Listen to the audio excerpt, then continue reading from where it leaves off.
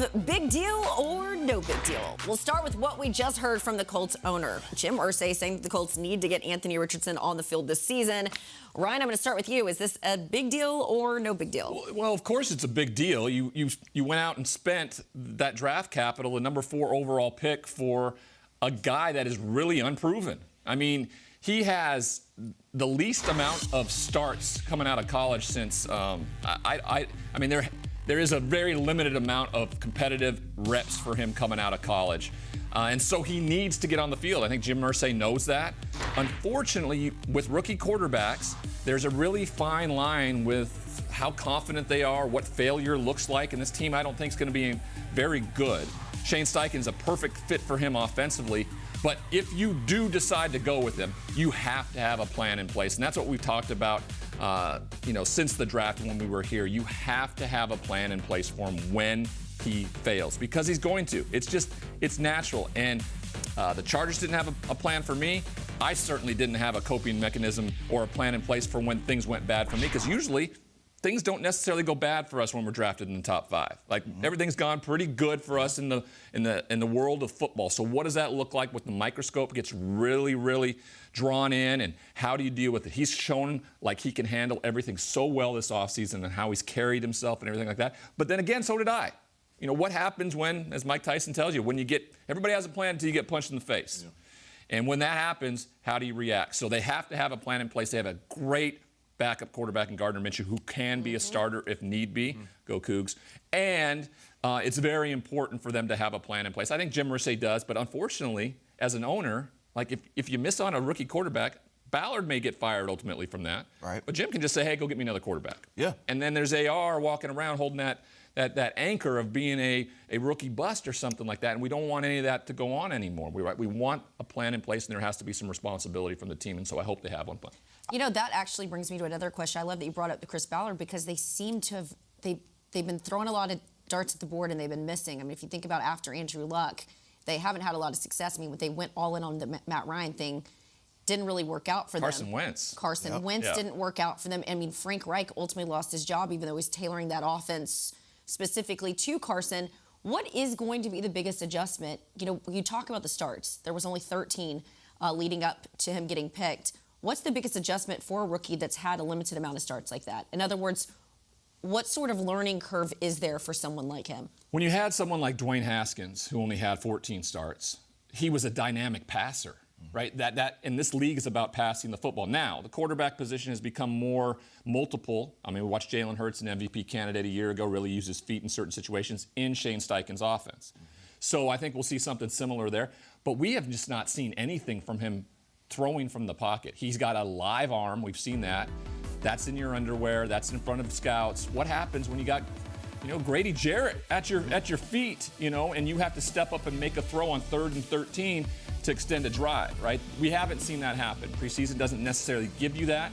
So if they have something scripted for him during the year, maybe Shane has him come in and do a couple series here so you can get that. Does that take away from the momentum? Or are they understanding that this might be a year where we will not quantify this season as a success with wins and losses? That's hard to do at the NFL level, but it's something that you really have to invest in. I think Jim Irsay has given the keys to Shane Steichen to maybe do that with the young quarterback. Yeah, Ryan, I love what you said about the plan, because it was so important to see where Anthony Richardson went in this draft process, because, like you said, there are some places where guys are set up to fail.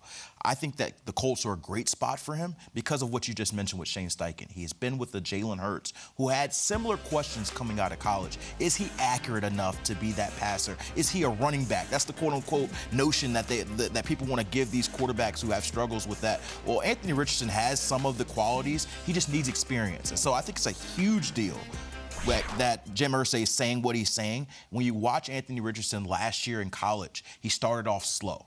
0 touchdowns, 4 interceptions in his first 3 games. The last 9 games, 17 touchdowns, 5 interceptions. What do you know? Guys get better with more reps. And so this is about 2024 through 2039, not 2023. And so I think that from week 1, Anthony Richardson has to start. And you look at a situation with the Colts, you guys are talking about the different quarterbacks. This will be the 7th different week 1 starter for the Colts since 2017. 7 different starters. So it's time to get off the bicycle and commit to your guy, which they've done. Anthony Richardson wants to be great. I spent some time with him this offseason. He told me, I asked him, what do you want in a coach? He said, don't baby me. Be hard on me. I want to get the most out of me. I want to be great. And he's like, I can take it. And he's a guy who is best when he's comfortable, best when he's having fun. And so create a system around him. It may not look like your quintessential NFL offense from year one. That's fine. You grow into it like Josh Allen did. You grow into it like Jalen Hurts did. And maybe, just maybe, you get a superstar at the end of it. You want to have success. You want to have a confidence built up for a rookie quarterback. Look what Chicago did with Justin Fields last year. Yeah. You know, they really put the offense around what he did well. So when the season ended, when the season was going along, when they weren't winning football games, the quarterback of the future was having success. Mm-hmm. Now, that's exactly the kind of plan I want in place for someone like, you know, Anthony Richardson. To have success, have some confidence going into it, and then you can address the things you need to in the offseason. Just like Jalen Hurts did, just like Justin Fields, I believe, did this offseason, and we can expect big things from him. So those are the types of plans you want to see put in place, and I think teams are getting better about it. I think they're understanding that there's some ownership on their part, there's some accountability on their part, not just to, hey, you know, pick one flippantly, and then if it doesn't work out, it doesn't work out, we move on. We don't care about what the trash heap looks like when we're all done with it. You know, and I think that's an important facet to when you draft somebody that high, when you put those types of expectations on them. How do you marry the don't baby them, build up their confidence when they come to you in the defensive realm and say, we need to have you guys, especially the veterans, get this guy prepared for what he's going to see across the line of scrimmage? What sort of conversations do they have with you guys getting that QB ready for the season? I think just the time you spend in training camp, you know, competing against them and showing them different looks, you know, from the defensive side of the ball, and really just adding pressure to we can't hit them and stuff at practice, obviously, but, you know, just the way they can feel, they move away around the pocket and stuff like that. But, you know, it's definitely a big deal that the owner said that, because you spend a draft pick that high, you want them on the field, you know, and as a rookie, you only get better by playing. You know, so he gonna have some leeway, you know, to be able to make mistakes here and there. But he also gonna have some big plays, you know, that he gonna make, and that's why they drafted him for. So, but you got to take the good with the bad, you know, when you give him a chance, the keys that early.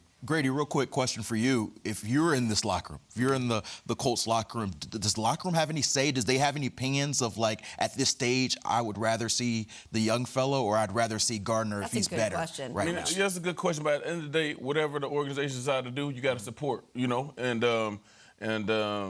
and that's really important, to let the quarterback, whoever they do choose, know that the locker room has their support. And because you don't want any strife, and, you know, because at the end of the day, it's going to go how it's going to go.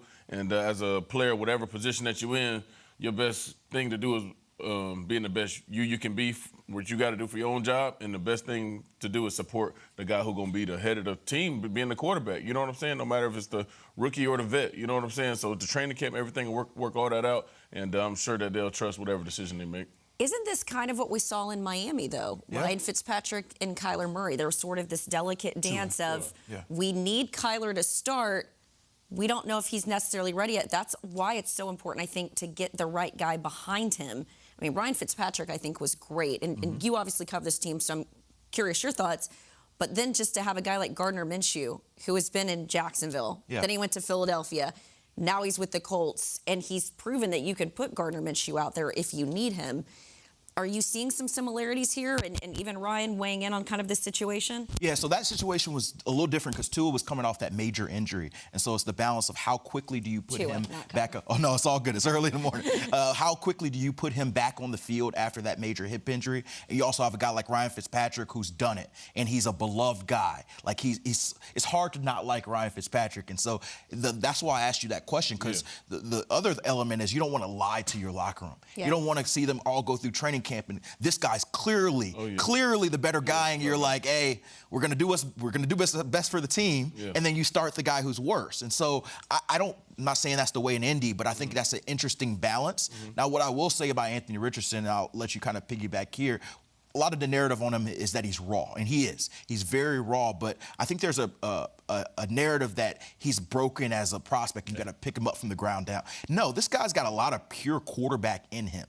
A lot of his issues are footwork, Repeated reps help in that avenue. A lot of his issues are, okay, what do I do in a certain situation? And a lot of that comes through game reps. And so I talked to some executives in the draft process who said, we get him on the board. He's actually very smart. He knows football. He just needs to be out there on the field. Now, it's not a guarantee that he becomes this elite quarterback, but he has the traits, he has the intelligence, he has the ability to work and the willingness to work for that. And so I've got all the ingredients. Now I need to see on the field what it looks like. And the fact that Gardner Minshew was in this offense for the last 2 years, I think, is going to be beneficial. He understands it.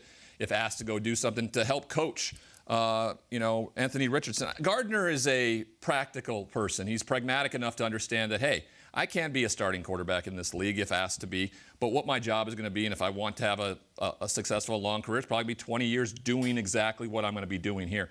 The best thing that ever happened for me, and it didn't happen until year 3, was Jim Harbaugh coming in as my backup quarterback in San Diego. My rookie year, there was a talk that Warren Moon was going to be brought in, who had sat in Kevin Gilbride's offense and learned and did everything so well in Houston with them. And it would have been such a benefit for me to have Warren Moon as that mentor. Yeah. No, we went with 2 quarterbacks that year, and it was just a bad deal. But when Jim Harbaugh walked in, he competed his tail off against me in camp. And then once I won the job, dude showed who he was as a coach, too. Yeah. He grabbed me, and he brought me along and showed me how to be a professional quarterback. And that was just, in my case, maybe a little too late. Right now, AR's got someone like Gardner Minshew right there, Shane Steichen, who's coached him up the last couple of years. I think that's a really good benefit, like Jane was saying. That relationship's going to be pure, too. They both worked out together in Jacksonville at Tour Performance, so they know each other together. So that's going to help that bond as they compete as well.